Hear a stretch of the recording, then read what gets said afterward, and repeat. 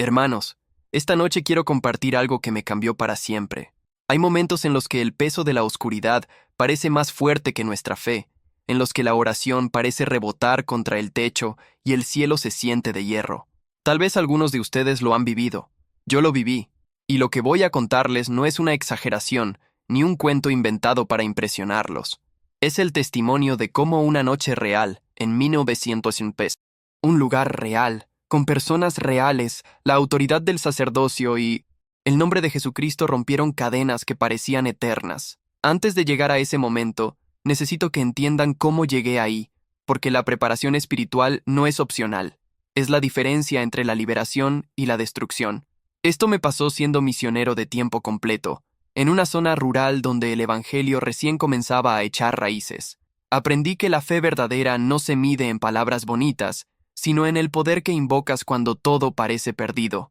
Y esa noche, hermanos, todo parecía perdido, pero algo cambió en segundos y eso es lo que quiero que comprendan hoy, que Dios sí responde, que Cristo sí libera y que el poder del sacerdocio no es simbólico, es real, tan real como el aire que respiran, y si se quedan conmigo hasta el final, prometo que van a salir de aquí fortalecidos, no solo con una historia más, sino con herramientas espirituales que pueden salvarles la vida o la vida de alguien que aman, porque lo que viví esa noche no fue solo para mí, fue para todos ustedes también. Llevábamos 3 meses en esa zona. Mi compañero, el Elder, Mendoza, y yo habíamos tocado casi todas las puertas de un pueblo pequeño enclavado entre cerros, donde la niebla llegaba tan espesa que parecía cortar el mundo en dos. Al principio, la gente nos recibía con curiosidad, algunos con recelo, otros con franca hostilidad. Pero hubo una familia, los Paredes, que nos abrió la puerta con una sonrisa cansada, como de quien ha buscado algo durante mucho tiempo sin saber qué. Don Armando, el padre, trabajaba en una fábrica de ladrillos a 2 horas de distancia. Doña Cecilia, su esposa, cuidaba la casa y a sus 3 hijos. La mayor, Sofía, tenía 17 años y una mirada que parecía mucho más vieja. Empezamos a enseñarles las charlas y algo hermoso comenzó a florecer. Preguntas sinceras, lágrimas cuando leíamos el libro de Mormón, la sensación de que el Espíritu estaba obrando. Pero también notamos algo extraño. Cada vez que preguntábamos por el pasado de la familia, Sofía bajaba la mirada. Doña Cecilia cambiaba de tema, y don Armando se ponía tenso, como si algo invisible lo apretara por dentro. Una tarde, don Armando nos llamó aparte. Nos dijo que había algo que necesitaban contarnos, pero que tenía miedo. Miedo de que los juzgáramos, miedo de que dejáramos de visitarlos. Y ahí, hermanos, fue cuando escuchamos por primera vez el nombre que cambiaría todo, el santuario. Don Armando nos contó que años atrás, antes de casarse con Cecilia, él había estado involucrado en prácticas que ahora sabía que estaban mal. Un grupo en el pueblo, liderado por un hombre al que todos llamaban el guía, se reunía en un lugar oculto en el cerro para hacer rituales que prometían prosperidad, protección y poder. Don Armando había ido solo un par de veces, movido por la desesperación económica, pero lo que vio lo aterrorizó tanto que huyó. Nunca volvió. Se mudó, conoció a Cecilia, formaron una familia, pero las pesadillas nunca lo dejaron, y cuando regresaron a ese pueblo por el trabajo en la fábrica, las cosas empeoraron. Sofía empezó a tener episodios. Despertaba gritando, hablaba en sueños con una voz que no era la suya, dibujaba símbolos extraños en las paredes sin recordarlo después. Los médicos no encontraban nada. Un sacerdote local intentó ayudar, pero tras una sola visita, les dijo que no podía hacer más, y dejó de contestar sus llamadas. Don Armando creía que había una conexión, que algo de aquellos días oscuros había seguido su rastro. Nos miró con ojos suplicantes y nos preguntó si nosotros, con nuestra fe, con nuestro Dios, podíamos hacer algo. Hermanos, en ese momento sentí un nudo en el estómago. No era miedo exactamente, pero sí la conciencia aguda de que estábamos en un terreno espiritual peligroso. Le dije que necesitábamos orar, ayunar y buscar dirección. Él asintió, y entonces, casi en un susurro, nos dio una dirección, la ubicación del antiguo santuario. Dijo que Sofía, en sus episodios, repetía esa dirección una y otra. ¿Ves? Como una invitación, o una trampa.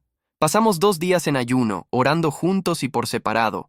Llamamos a nuestro presidente de misión, quien nos aconsejó proceder con extremo cuidado, nunca solos, siempre con autoridad espiritual clara y sin curiosidad morbosa. El objetivo no era explorar el mal, sino liberar a los afligidos. Nos dio una bendición por teléfono, nos recordó quiénes éramos y en nombre de quién actuábamos, y nos dijo que confiáramos en el Espíritu. El tercer día, don Armando nos llevó.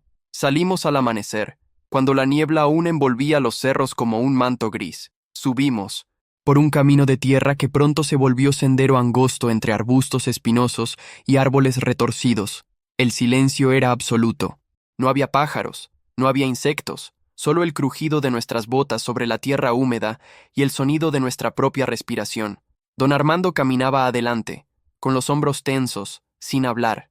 Mi compañero y yo nos mirábamos de vez en cuando, sin necesidad de palabras. Ambos sentíamos lo mismo, una opresión creciente en el pecho, como si el aire se volviera más denso con cada paso. Después de casi una hora, llegamos a un claro pequeño rodeado de rocas grises cubiertas de musgo. En el centro, medio oculta por la maleza, había una estructura baja de piedra, como una cabaña sin techo, con las paredes ennegrecidas por el humo de hogueras antiguas. Don Armando se detuvo a unos 10 metros y señaló. No se acercó más. Nosotros sí. Hermanos, nunca olvidaré el olor. Era una mezcla de humedad, ceniza vieja y algo más, algo que no puedo describir con exactitud, pero que hacía que el estómago se revolviera. Un olor a cerrado, a rancio, a presencia. Las paredes interiores estaban marcadas con símbolos tallados a mano, círculos, estrellas invertidas, figuras que parecían humanas pero distorsionadas. En el suelo había restos de velas derretidas, manchas oscuras que podrían haber sido sangre seca, y en un rincón, apilados sin orden, objetos personales, fotografías viejas, mechones de cabello atados con hilo rojo, monedas oxidadas. Mi compañero murmuró una oración en voz baja. Yo saqué mi libro de Mormón del bolso y lo sostuve con fuerza, como si fuera un escudo. La luz del sol, aunque era media mañana, no parecía penetrar bien en ese lugar. Todo estaba en penumbra. Don Armando gritó desde afuera, preguntándonos si estábamos bien. Le contestamos que sí, pero la voz me salió temblorosa. Fue entonces cuando escuchamos el crujido, un sonido seco como de madera rompiéndose, que venía de algún lugar bajo nuestros pies. Nos quedamos inmóviles. El crujido se repitió, esta vez más fuerte, y con él, un murmullo. No palabras claras, sino un rumor bajo, constante, como de voces mezcladas hablando al mismo tiempo. Miré a mi compañero. Sus ojos estaban muy abiertos. Hermanos, en ese instante supe que no estábamos solos, y supe que lo que fuera que compartía ese espacio con nosotros no era amigable. Salimos del santuario caminando rápido, sin correr pero sin detenernos. Don Armando nos esperaba pálido, sudando a pesar del frío. Le preguntamos si había escuchado algo. Él dijo que sí, que siempre había voces ahí, que por eso nunca había vuelto. Bajamos del cerro en silencio, cada uno perdido en sus pensamientos. Esa noche, de regreso en nuestro pequeño departamento, mi compañero y yo hablamos largo rato. Él sentía que debíamos alejarnos de ese asunto, que estaba más allá de nuestra capacidad. Yo sentía lo mismo y a la vez algo diferente.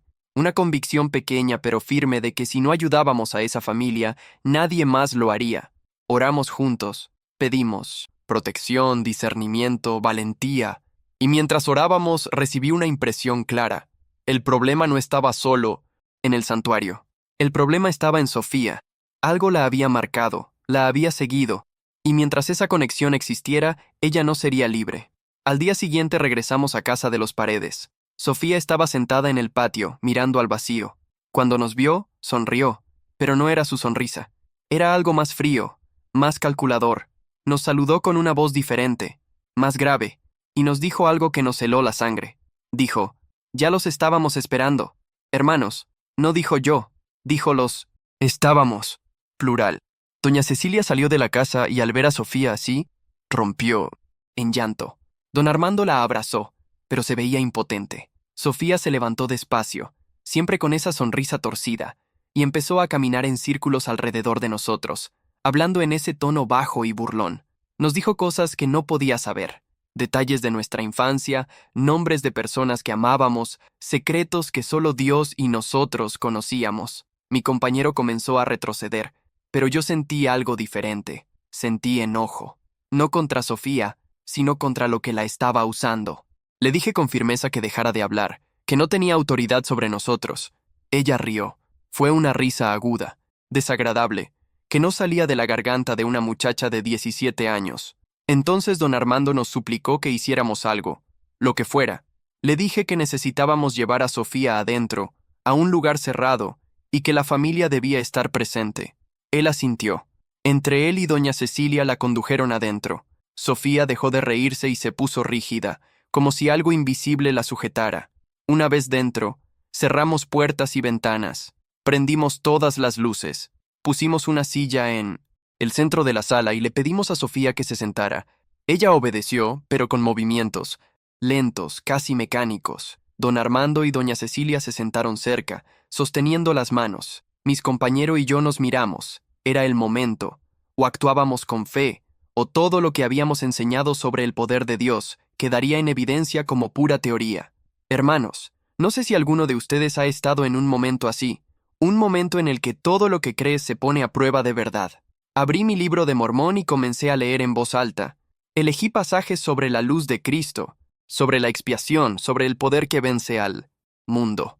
Mientras leía, Sofía empezó a retorcerse en la silla, no violentamente, pero sí con incomodidad visible. Gemía, como si las palabras le causaran dolor físico.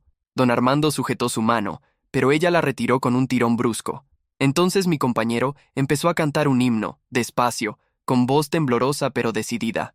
Asombro me da el amor que Jesús me mostró. La voz de Sofía cambió de nuevo. Ahora era más ronca, más grave, y habló en un idioma que ninguno de nosotros reconocimos. Las palabras sonaban antiguas, guturales, llenas de rabia.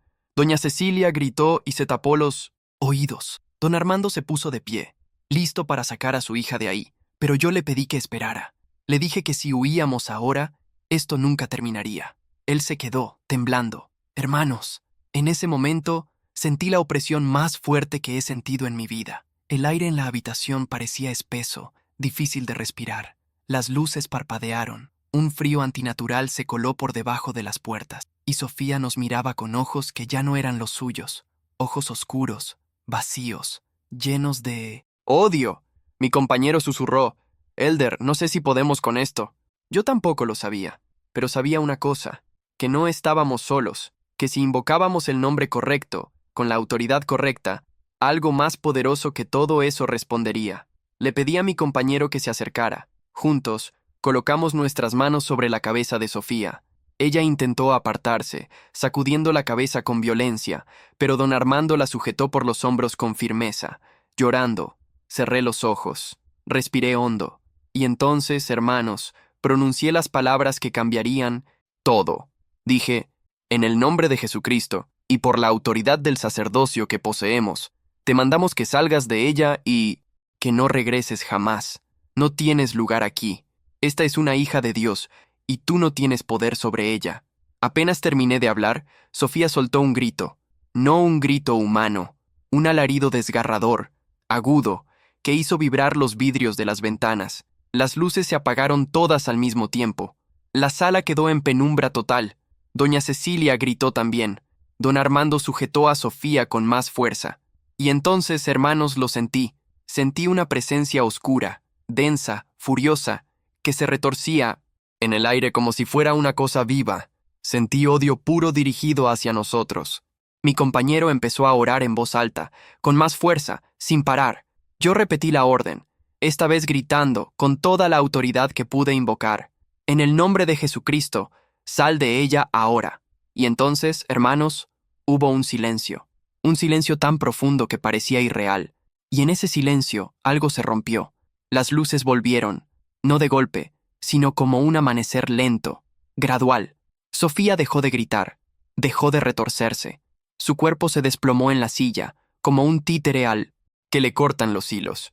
Don Armando la sostuvo, llamándola por su nombre con piercing, voz quebrada. Doña Cecilia corrió hacia ella, tocándole el rostro, buscando alguna señal. Y entonces, despacio, Sofía abrió los ojos.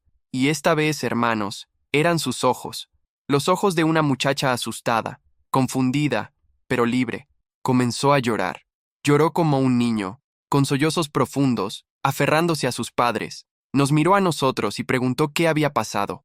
No recordaba nada de los últimos minutos. Solo recordaba una oscuridad densa, voces que la llamaban, y luego luz. Una luz tan brillante que dolía, pero que al mismo tiempo era lo más hermoso que había sentido jamás. Hermanos, yo también. Lloré en ese momento. Mi compañero también, porque habíamos visto el poder de Dios en acción, no en una historia antigua, no en un relato bíblico, sino ahí, en esa sala pequeña, con una familia sencilla que solo quería ser libre. Pero no terminó ahí, porque aunque Sofía estaba libre, había algo más que debíamos hacer, algo que sellaría esa liberación y evitaría que la oscuridad regresara. Don Armando lo entendió antes que nosotros. Nos miró y dijo, tenemos que volver al santuario, ¿verdad? Yo asentí. Sí, teníamos que volver. Pero esta vez no iríamos con miedo, iríamos con autoridad. Esperamos 2 días más. En ese tiempo enseñamos a la familia sobre el arrepentimiento verdadero, sobre la necesidad de renunciar formalmente a cualquier pacto o conexión con prácticas oscuras, aunque hubiera sido por ignorancia o desesperación. Don Armando, con humildad profunda, se arrodilló y confesó cada detalle de su participación en los rituales, pidió perdón a Dios y a su familia, y declaró en voz alta que renunciaba a todo ello en el nombre de Jesucristo. Fue un momento sagrado. Doña Cecilia también confesó que, años atrás, por consejo de una vecina, había llevado a Sofía de bebé a limpiar, con un curandero local que usaba métodos que ahora comprendía no eran de Dios. Ella también renunció, llorando. Sofía, al escuchar todo esto, comprendió mejor lo que había vivido. No había sido su culpa, pero había sido real, y ahora, libre, quería asegurarse de que nada de eso volviera jamás. El cuarto día, al amanecer, subimos de nuevo al cerro. Esta vez éramos 5, don Armando, mi compañero, yo, y 2 miembros de la pequeña rama local que habían ayunado con nosotros y que poseían el sacerdocio. Llevábamos aceite consagrado, ejemplares del Libro de Mormón, y una determinación que no teníamos la primera vez. El camino fue el mismo, pero la atmósfera era diferente. Aunque el lugar seguía en silencio, ya no sentíamos la opresión. Sentíamos paz, una paz firme, como de quien camina bajo protección. Llegamos al claro. El santuario seguía ahí, oscuro y feo bajo la luz pálida del amanecer. Pero esta vez no entramos con miedo. Nos detuvimos frente a la entrada. Formamos un círculo. Mi compañero ungió con aceite la entrada del lugar, en el nombre del Padre, del Hijo y del Espíritu Santo. Yo pronuncié una oración en voz alta, declarando que ese lugar ya no tendría poder, que era limpiado por la autoridad del sacerdocio, que cualquier espíritu inmundo debía abandonarlo y no regresar jamás. Los otros 2 hermanos cantaron un himno. Don Armando, con voz firme, declaró en voz alta que renunciaba a todo lo que ese lugar representaba y que lo entregaba a Dios. Hermanos, mientras orábamos, un viento comenzó a soplar. No un viento natural, suave, un viento fuerte, cálido, que venía de ninguna parte y que parecía barrer el lugar de dentro hacia afuera. Sentimos calor en el pecho, una calidez que contrastaba con el frío del cerro. Y entonces lo vimos. Una de las paredes del santuario, la que tenía los símbolos más grandes tallados, comenzó a agrietarse. No por nuestras manos, no por un terremoto. Simplemente se agrietó, como si algo invisible la presionara desde adentro. Las grietas se extendieron, y con un crujido sordo, parte de la pared se desplomó. No nos movimos. Seguimos orando. Seguimos cantando. Y cuando terminamos, hermanos, ese lugar ya no se sentía igual. Seguía siendo feo. Seguía siendo un recordatorio de cosas oscuras. Pero ya no tenía poder. Bajamos del cerro en silencio, pero esta vez era un silencio diferente. Era el silencio del cansancio bueno, del deber cumplido. Don Armando caminaba erguido, con una expresión de alivio que no habíamos visto antes. Al llegar a la casa, Sofía salió corriendo a recibirnos. Nos abrazó llorando y nos dijo que, justo en el momento en que estábamos orando allá arriba, ella había sentido como si una cadena invisible que llevaba años en el pecho se rompiera de golpe. Sintió paz, sintió libertad. Doña Cecilia preparó comida, y aunque éramos misioneros con horarios y reglas, esa vez nuestro líder de zona nos dio permiso para quedarnos y compartir con ellos. Fue una comida sencilla, pero hermanos, fue una de las más sagradas de mi vida, porque no solo comimos juntos, oramos juntos, Lloramos juntos, testificamos juntos del poder de Dios. Esa noche, antes de irnos, don Armando nos preguntó cuándo podían bautizarse. Le dijimos que faltaban algunas lecciones, pero que si seguían preparándose con sinceridad, pronto. Él sonrió y dijo: quiero que mis hijos crezcan conociendo este poder. Quiero que sepan que Dios es real, que Jesucristo salva, y que el sacerdocio no es un juego, es vida o muerte. Hermanos, tenía razón, es vida o muerte. Y lo que pasó en las semanas siguientes lo confirmó. La familia Paredes fue bautizada un mes después. Sofía entró al agua con una sonrisa radiante, tan diferente de la muchacha atormentada que conocimos al principio. Don Armando y doña Cecilia también. Los 3 hijos menores fueron bendecidos. La pequeña rama se llenó de gozo. Pero lo más poderoso, hermanos, no fue solo el bautismo, fue lo que vino después. Sofía, libre de la opresión, comenzó a florecer. Empezó a estudiar de nuevo, algo que había abandonado por las pesadillas. Sus calificaciones mejoraron. Hizo amigos. Comenzó a servir en la primaria de la rama, enseñando a los niños con una dulzura que te partía el corazón. Don Armando, que antes vivía con miedo y vergüenza, empezó a testificar abiertamente en el trabajo sobre lo que Dios había hecho por su familia. Varios de sus compañeros empezaron a investigar la iglesia. Doña Cecilia organizó noches de hogar en su casa e invitaba a las vecinas. 2 familias más aceptaron el Evangelio gracias a su testimonio. Hermanos, eso es lo que pasa cuando la oscuridad es vencida por la luz. No solo cambia una vida, cambia familias, cambia comunidades, porque la libertad verdadera no se queda callada, se comparte, se multiplica. Meses después, recibí una carta de Sofía. Ya no estábamos en esa zona, habíamos sido transferidos, pero ella nos escribió para contarnos que había recibido su patriarcal. Y en esa bendición, hermanos, el patriarca, sin saber nada de su historia, declaró que ella había sido librada de las garras del adversario por el poder del sacerdocio, y que su vida tendría un propósito especial: ayudar a otros que estaban atrapados en oscuridad a encontrar la luz de Cristo. Sofía estaba llorando cuando escribió esa carta. Decía que ahora entendía por qué había pasado por todo eso. No porque Dios lo hubiera causado, sino porque Dios podía redimirlo. Podía tomar lo que el enemigo quiso usar para destruirla y convertirlo en una herramienta para salvar a otros. Hermanos, eso es la expiación de Jesucristo. No solo borra el pecado, no solo sana el dolor, transforma la tragedia en propósito, convierte a las víctimas en vencedores, y les da una voz que resuena con autoridad porque nace de la experiencia real. Sofía hoy es una joven adulta soltera líder en su estaca. Sirve en el templo. Ha ayudado a docenas de jóvenes que luchan con depresión, ansiedad y ataques espirituales. Y cada vez que comparte su testimonio, vidas cambian. Porque ella no habla de teoría, habla de lo que vivió, de lo que Dios hizo, de cómo una noche oscura, una oración fuerte, y el nombre de Jesucristo lo cambiaron todo en segundos. Ahora, hermanos, quiero hablarles directamente a ustedes. Tal vez algunos están pensando, eso suena extremo, eso no me va a pasar a mí, y tal vez tengan razón. Tal vez nunca enfrenten una posesión demoníaca literal, pero todos, absolutamente todos, enfrentamos oscuridad de algún tipo. Oscuridad emocional, oscuridad mental, oscuridad espiritual, adicciones que nos atrapan, relaciones que nos destruyen, pensamientos que nos acusan día y noche, miedo que paraliza, vergüenza que aísla. Hermanos, todo eso también es oscuridad, y todo eso también necesita el mismo poder que liberó a Sofía, el poder del nombre de Jesucristo, el poder del sacerdocio, el poder de la oración hecha con autoridad, no con duda, porque la diferencia entre una oración que rebota y una oración que rompe cadenas no está en las palabras bonitas, está en la fe con la que se pronuncian, está en la autoridad que invocamos, está en la certeza de que quien nos escucha es más poderoso que cualquier cosa que nos ataque. Les voy a decir algo que aprendí esa noche. El adversario no teme a la religión cultural, no teme a los que van a la iglesia por costumbre, no teme a los que memorizan escrituras sin vivirlas, pero tiembla ante alguien que conoce su identidad como hijo o hija de Dios.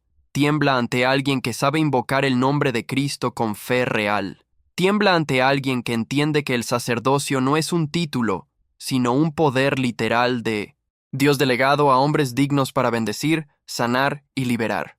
Y aquí quiero hablar específicamente a los poseedores del sacerdocio que me escuchan. Hermanos, ustedes tienen en sus manos algo que el mundo no entiende. Tienen autoridad para actuar en el nombre de Dios. Pero esa autoridad no funciona automáticamente. No es magia. Funciona a través de la dignidad, la fe y la obediencia. Cuando yo estaba frente a Sofía, temblando, sin saber si iba a funcionar, lo único que me sostuvo fue esto. Sabía que había hecho todo lo posible por ser digno. No era perfecto, pero estaba arrepentido. Estaba limpio ante Dios. Y esa limpieza me dio confianza. Me dio autoridad espiritual.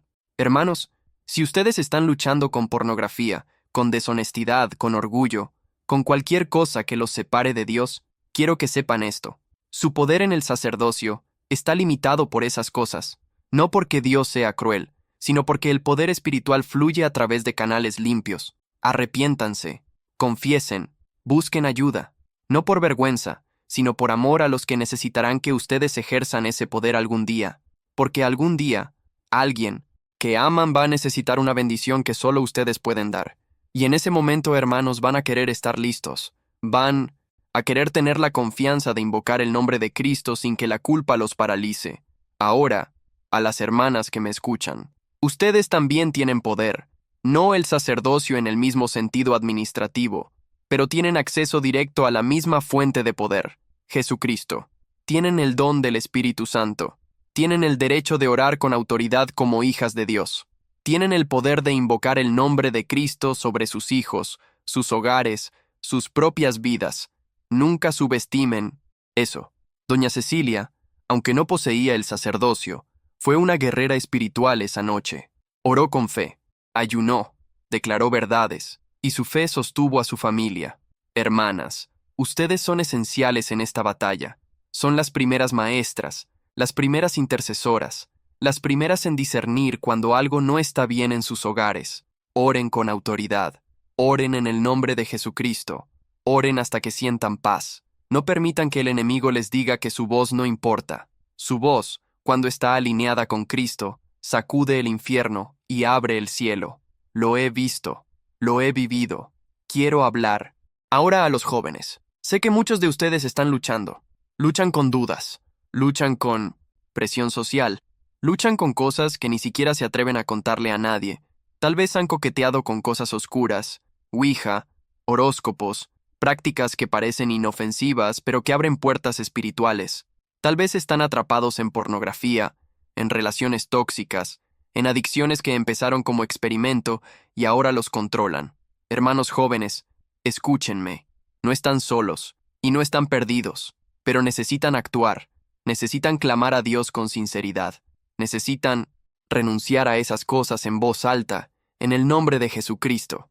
Necesitan confesarlas a alguien de confianza, un padre, un obispo, un líder. La vergüenza los quiere callar, pero el silencio los mantiene atrapados. Hablen, confiesen, busquen ayuda, y confíen en que el mismo Dios que liberó a Sofía puede liberarlos a ustedes. No importa cuán profundo hayan caído. No importa cuánto tiempo hayan estado atrapados. Cuando claman a Cristo con fe verdadera, Él responde. Siempre. En segundos, en días, en meses. Pero responde. Y cuando lo hace, hermanos, todo cambia. También quiero hablarles a los padres. Padres, madres, ustedes son la primera línea de defensa espiritual de sus hijos. No deleguen eso completamente a la iglesia, a los maestros, a nadie más. Ustedes. Oren por sus hijos. Cada día, por nombre, ayunen por ellos, bendíganlos, creen un hogar donde el Espíritu pueda morar, no por perfección, sino por intención. Quiten de su hogar cualquier cosa que invite espíritus inmundos, medios inapropiados, contención constante, falta de perdón, materialismo que desplaza a Dios. Y si sienten que algo no está bien con uno de sus hijos, no lo ignoren, investiguen, pregunten con amor, busquen al Espíritu, y si es necesario, actúen con la autoridad que Dios les ha dado como padres. Don Armando casi pierde a su hija porque esperó demasiado. No por maldad, sino por miedo y vergüenza. Hermanos, no esperen. La batalla espiritual es real, y sus hijos necesitan que ustedes peleen por ellos. Hace poco leí un artículo que decía que la depresión y la ansiedad en jóvenes ha aumentado exponencialmente. Y sí, hay factores químicos, sociales, psicológicos. Pero hermanos, también hay factores espirituales. Vivimos en un mundo que ha normalizado la oscuridad, que llama entretenimiento a lo que antes se llamaba ocultismo, que consume contenido violento, sexual, demoníaco, y luego se pregunta por qué hay tanta desesperación. No estoy diciendo que toda enfermedad mental es demoníaca. No estoy diciendo que no necesitemos terapia o medicamentos. Lo que estoy diciendo es que no podemos ignorar la dimensión espiritual, que necesitamos discernimiento, que necesitamos orar por sanidad tanto física como espiritual, que necesitamos invocar el nombre de Cristo sobre nuestras mentes, nuestras emociones, nuestros hogares, porque Él tiene poder sobre todo, sobre la depresión, sobre la ansiedad, sobre el trauma, sobre el ataque espiritual, sobre todo. Hermanos, quiero dejarles algunas verdades doctrinales claras. Primera, el arrepentimiento verdadero no es solo sentir culpa, es cambio, es renunciar, es confesar, es reparar cuando es posible, y es confiar en que la sangre de Cristo es suficiente, no importa qué hayan hecho. Si se arrepienten de verdad, Dios los perdona, totalmente, para siempre. Segunda verdad, el sacerdocio es poder real, no simbólico. Cuando un poseedor digno del sacerdocio invoca el nombre de Jesucristo con fe, tiene autoridad sobre espíritus inmundos, sobre enfermedad, sobre circunstancias. Eso no significa que siempre obtendrá el resultado que espera, porque Dios es soberano, pero significa que su oración tiene peso en el mundo espiritual. Tercera verdad, el nombre de Jesucristo tiene poder absoluto. No porque sea una fórmula mágica, sino porque Él es el Hijo de Dios, el Redentor, el que venció la muerte y el infierno. Cuando invocamos su nombre con fe, invocamos todo lo que Él es, y nada en el universo puede resistir eso. Cuarta verdad, el Espíritu Santo es su guía, consolador, protector y testigo. Si viven de modo que Él pueda estar con ustedes, nunca estarán solos, nunca estarán indefensos. Él les avisará del peligro, les dará paz en la tormenta, les recordará la verdad cuando la duda los ataque, les dará palabras cuando no sepan qué decir. Hermanos, cultiven esa compañía. No la pierdan por cosas que no valen la pena. Quinta verdad, la expiación de Jesucristo no solo paga por el pecado, también sana el dolor que otros nos causaron, sana el trauma, sana la vergüenza, sana lo que parece irreparable. Sofía no pecó al ser oprimida, pero igual necesitaba la expiación, porque la expiación cubre todo, todo, y está disponible para todos, ahora, hoy. Sexta verdad, ustedes son hijos e hijas de Dios. Eso no es poesía, es identidad literal. Tienen un Padre Celestial que los ama con amor perfecto, que conoce su nombre, que cuenta sus lágrimas, que pelea por ustedes. Y tienen un Salvador que ya pagó el precio por su libertad, ya caminó al Getsemaní, ya sufrió en la cruz, ya resucitó, ya venció, y todo ese poder, hermanos, está disponible para ustedes. No tienen que ganarlo, no tienen que merecerlo, solo tienen que recibirlo, con fe, con humildad, con gratitud. Séptima verdad, la Iglesia de Jesucristo de los Santos de los últimos días es la Iglesia restaurada de Cristo en la tierra. Tiene las llaves del sacerdocio, tiene las ordenanzas salvadoras, tiene profetas vivientes, tiene el libro de Mormón, que testifica de Cristo con poder.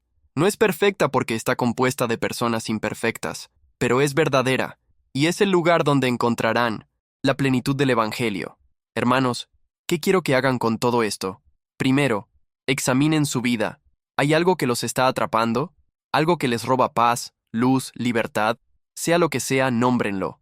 No lo minimicen, no lo justifiquen, nómbrenlo. Segundo, renuncien a ello en voz alta. Digan, en el nombre de Jesucristo, renuncio a esto. No tiene lugar en mi vida, no tiene poder sobre mí. Tercero, confiesen. Si es pecado, confiesen a Dios y, si es necesario, a su obispo. Si es dolor, confiesen a alguien de confianza que pueda orar con ustedes. La confesión rompe el poder del secreto. Cuarto, clamen a Dios con fe. No oren de rutina. Clamen, con desesperación santa, con hambre de libertad, con confianza en que Él escucha y responde. Quinto, busquen cobertura espiritual. Asistan a la iglesia. Participen de la Santa Cena. Asistan al templo si pueden. Rodéense de personas que edifiquen su fe. No peleen solos. Sexto, sirvan. Encuentren a alguien que necesite lo que ustedes han recibido y compártanlo. El testimonio se fortalece cuando se comparte. Y ahora quiero hablar a quienes sienten que ya es demasiado tarde, que han caído demasiadas veces, que Dios ya no los quiere. Hermanos, eso es mentira del adversario. Pura mentira. Dios nunca se cansa de perdonar. Nunca. Ustedes se cansan de arrepentirse, pero Él nunca se cansa de perdonar. No importa cuántas veces hayan caído. Levántense una vez más. Clamen una vez más.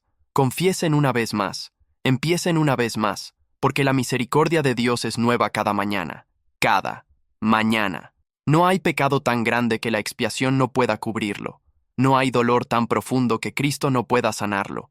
No hay cadena tan fuerte que su nombre no pueda romperla. Créanlo. Confíen en ello.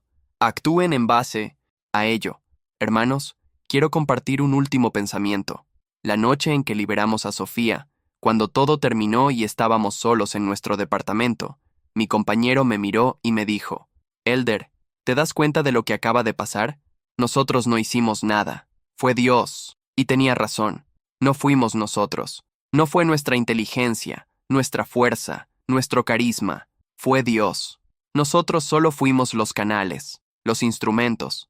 Pero Dios honró nuestra fe pequeña, nuestra obediencia, imperfecta nuestra disposición temblorosa, y usó todo eso para hacer un milagro.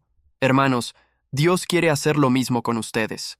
Quiere usarlos. Quiere obrar a través de ustedes. No porque sean perfectos, sino porque están dispuestos. Así que dispónganse, límpiense, prepárense, y cuando llegue el momento, actúen, con fe, con autoridad, con amor, y van a ver milagros, lo prometo.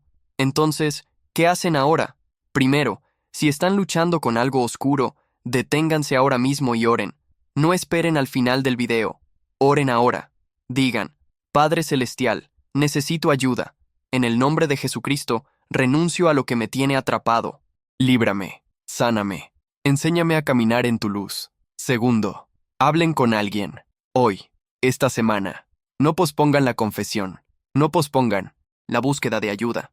Tercero, si son poseedores del sacerdocio, examinen su dignidad. Si hay algo que corregir, corríjanlo. Si necesitan confesar, confiesen. La autoridad espiritual depende de ello. Cuarto, si son padres, oren por sus hijos hoy, por nombre, con fe específica. Quinto, compartan este mensaje con alguien que lo necesite. No lo guarden. La luz se comparte. Sexto, fortalézcase en las cosas básicas. Oración diaria, estudio de las Escrituras, asistencia a la iglesia, servicio. No son opcionales, son esenciales, son su armadura espiritual. Hermanos, quiero terminar con mi testimonio. Yo sé que Dios vive, sé que Jesucristo es su Hijo, sé que Él murió por nosotros y resucitó, sé que su expiación es real y que tiene poder para salvar, sanar y liberar a cualquier persona, en cualquier circunstancia. Sé que el sacerdocio es autoridad real de Dios, sé que el Espíritu Santo consuela, guía y protege. Sé que el libro de Mormón es verdadero. Sé que tenemos profetas vivientes hoy. Y sé, por experiencia personal, que cuando clamamos a Dios con fe verdadera, Él responde. Tal vez no siempre en segundos. Tal vez no siempre como esperamos. Pero siempre responde. Siempre está cerca. Siempre pelea por nosotros. No están solos, hermanos. Nunca lo están. Dios está con ustedes. Cristo camina a su lado. El Espíritu los sostiene. Y esta iglesia, con todas sus imperfecciones humanas, es el reino de Dios en la tierra. Aférrense a ella, aférrense a Cristo, y van a salir victoriosos. Lo prometo en su santo nombre. Que Dios los bendiga, hermanos, que los llene de paz, de luz, de esperanza, que rompa toda cadena que los ate, que sane toda herida que los duela, que los use para bendecir a otros. En el nombre de Jesucristo. Amén. Hermanos, antes de que se vayan, necesito pedirles 3 cosas. Primero, si este mensaje tocó su corazón, si sintieron el Espíritu, si creen que alguien más necesita escucharlo, les pido que le den like a este video. No por vanidad, sino porque ese simple gesto ayuda a que YouTube lo muestre a más personas. Y tal vez en este momento, alguien en algún lugar está clamando por ayuda, está atrapado en oscuridad y necesita escuchar que hay esperanza. Su like puede ser el medio para que este mensaje llegue a esa persona. Segundo, suscríbanse al canal y activen la campanita. Cada semana compartimos testimonios, enseñanzas y herramientas espirituales para fortalecer su fe. No es entretenimiento, es alimento espiritual. Y en los tiempos en que vivimos, hermanos, necesitamos todo el alimento espiritual que podamos conseguir. Tercero, y esto es lo más importante, dejen un comentario. Cuéntenos qué sintieron. Compartan su propio testimonio. Pidan oración si la necesitan. Esta no es solo una audiencia, es una comunidad. Somos hermanos y hermanas en Cristo, y nos sostenemos unos a otros. Oren por los que comentan, compartan palabras de ánimo. Seamos luz unos para otros. Hermanos, gracias por estar aquí. Gracias por escuchar. Gracias por creer. Nos vemos en el próximo video. Y recuerden, no importa cuán oscura sea la noche, Cristo es más fuerte. Siempre. En el nombre de Jesucristo. Amén.